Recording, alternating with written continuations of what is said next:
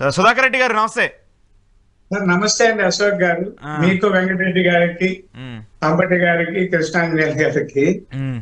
ఇక్కడ ఒక పాయింట్ ఒకటి క్లియర్ గా చెప్పండి సార్. ఇప్పుడు కృష్ణాంజనేయులు గారు ఏం చెప్పారంటే టీడీపీ జనసేన కూటమికి సంబంధించి ఓట్ బ్యాంక్ చీల్చడానికి జగన్మోహన్ రెడ్డి షర్మిలను అక్కడ పంపించారని చెప్తున్నారు. వెంకటరెడ్డి గారేమో అసలు మాకు నష్టమే ఉండదు, ఎవరి వల్ల షర్మిల కాదు ఎవరు వచ్చినా సరే మాకు పార్టీకి ఎలాంటి నష్టం ఉండదని చెప్పేసి వెంకటరెడ్డి గారు చెప్తున్నారు. సో మీకు నష్టమేనా వస్తే షర్మిల? నాకేం నష్టం అండి, షర్మిల గారు రావడం వల్ల మాకు నష్టం లేదు. ఏదన్నా కలిగితే అక్కడ నష్టం కలిగితే అది ఏదన్నా మాకు లాభం అవ్వచ్చు. ఎవరు వచ్చినా రాకపోయినా 2024లో చంద్రబాబు నాయుడు గారు గెలిచి ముఖ్యమంత్రి అవుతారన్న విశ్వాసంతో మేము ఉన్నాం. ఇక్కడ ఇందాక వెంకటరెడ్డి గారు చెప్పినట్టు అందరూ అక్కడ జగన్మోహన్ రెడ్డి గారి వైపు చూసినట్టు మిగతా వ్యతిరేకులందరూ చంద్రబాబు నాయుడు గారి వైపే చూస్తున్నారు. వీడి రాష్ట్రంలో జగన్మోహన్ రెడ్డి గారు ముఖ్యమంత్రిగా ఉండాలా తిరిగి, లేకపోతే చంద్రబాబు నాయుడు గారు ముఖ్యమంత్రిగా ఉండాలన్నదే పెద్ద చర్చ. ప్రజలు కూడా దాని వైపే ఆలోచిస్తున్నారు. ఈ నేపథ్యంలో మిగతాన్ని కూడా జరుగుతుంటాయి. ఇప్పుడు షర్మిల గారిని తక్కువగా నేనైతే అంచనా వేయను.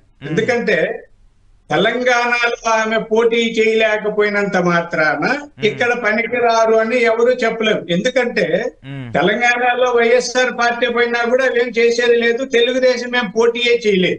మాకు సామెత ఉంది, ఒక ఊరి రెడ్డి మరొక ఊరికి వెట్టి అని లేదా పోలిగాడు అంటుంటారు.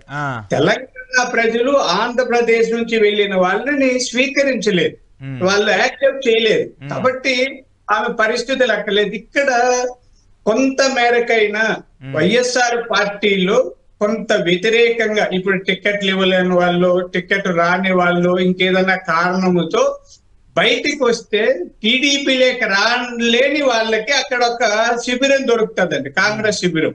ఇప్పుడు కొన్ని వర్గాలు ఉన్నాయండి, అవి కాంగ్రెస్ ఓటు బ్యాంకు. కొన్ని వర్గాలు ఉన్నాయి, అవి తెలుగుదేశం ఓటు బ్యాంకు. మనం ఎవరు దానికి దాచిపెట్టుకొని పైకేం చెప్పాల్సిన పనిలే.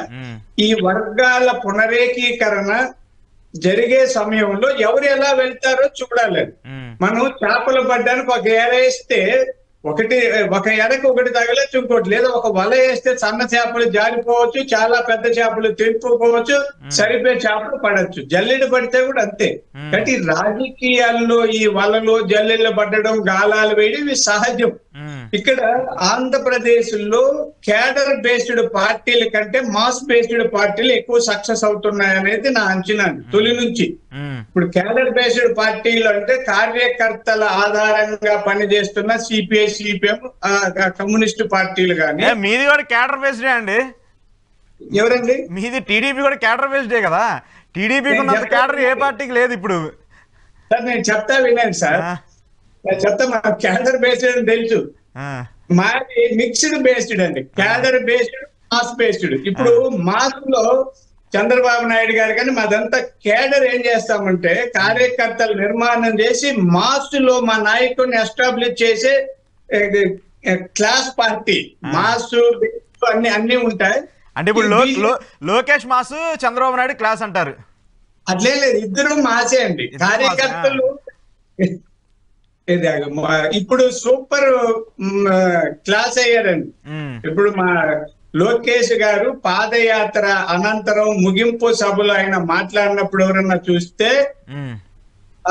వాడురా మగాడు బుజ్జి అంటారు చూడ, సినిమా డైలాగ్ ఆ మాదిరి అనిపించుకున్నారు. ఇదేం కాదు, గెలుపు అయితే మా పక్క ఉంటది. 100% ఈ అసమ్మతి, అసంతృప్తి బాగా జనాల్లో పెరిగింది. ఎవరి నమ్మకం వాళ్ళదండి. వెంకటరెడ్డి గారు ఇప్పటికీ మాకు మాదే గెలుపు అంటారు. జగన్మోహన్ రెడ్డి గారు ధైర్యంగా క్యాండిడేట్లు ఇస్తున్నారు, అన్ని చెప్తారు. మేము ఆచి చూసి వేస్తాం. ఒక్కొక్కరి స్ట్రాటజీ ఒకలాగా ఉంటది. చంద్రబాబు నాయుడు గారి స్ట్రాటజీ ఎప్పుడు డిఫరెంట్ గా ఉంటది, భిన్నంగా విభిన్నంగా ఆలోచిస్తారు. అదే వైఎస్ రాజశేఖర రెడ్డి గారు వేరుగా ఉండేవాళ్ళు. అలాగే జగన్మోహన్ రెడ్డి గారి ఆలోచన, దృక్పథము, వ్యవహార శైలి వేరు, చంద్రబాబు నాయుడు గారిది వేరండి. కాబట్టి ఇది ఒకేలాగా ఉండాలని లేదు. ఇప్పుడు రాజకీయాల్లో సైలెంట్ గా ఉన్న వాళ్ళు కూడా గొప్ప నాయకులుగా రాణించారు, వైలెంట్ గా ఉన్న వాళ్ళు కూడా గొప్ప నాయకులుగా రాణించారు. ఇప్పుడు ఇందాక మన వెంకటరెడ్డి గారు చెప్తారు, మా కిరణ్ కుమార్ రెడ్డి గారు చెప్పాడు, ఆయన ఎక్కువ మాట్లాడు, సైలెంట్ గా ఉంటాడు, ఆయన 3 ఏళ్ళు ముఖ్యమంత్రిగా ఉన్నారు. రోషయ్య గారు చాలా మేధావి, చాలా బాగా అద్భుతంగా మాట్లాడతారు, 1 ఇయర్ కూడా ఉండలేకపోయారు. పివి నరసింహారావు గారు ఆంధ్రప్రదేశ్ లో 1 ఇయర్ ముఖ్యమంత్రి చేయలేని వ్యక్తి ప్రధానిగా పూర్తి స్థాయి బలం లేకుండా మైనారిటీ ప్రభుత్వాన్ని నడిపాడండి దేశంలో, ఇక్కడ 1 ఇయర్ లో. కాబట్టి రాజకీయ పరిణామ క్రమంలో ఏది ఎలా చెప్తుందని తొందరపడి అని చెప్పలేము. అయితే షర్మిల గారి ప్రభావం ఆంధ్రప్రదేశ్ లో ఉంటాదని చెప్పడంలో మాత్రం డోకా లేదు. అది ఏదైనా ఉంటే అంతో ఇంతో వైసీపీకి నష్టం కలుగుతుంది తప్ప మాకు వచ్చిన నష్టం లేదు, మాకు ఇంకా లాభమే. ఇక కాగల కార్యం గంధర్వులు చేశారని ఒక సామెత ఉంది, అలా మా పని కూడా కొద్ది తగ్గచ్చు, తగ్గినా తగ్గకపోయినా ఈసారి వచ్చేది తెలుగుదేశం ప్రభుత్వమే అండి అధికారంలోకి వస్తుంది.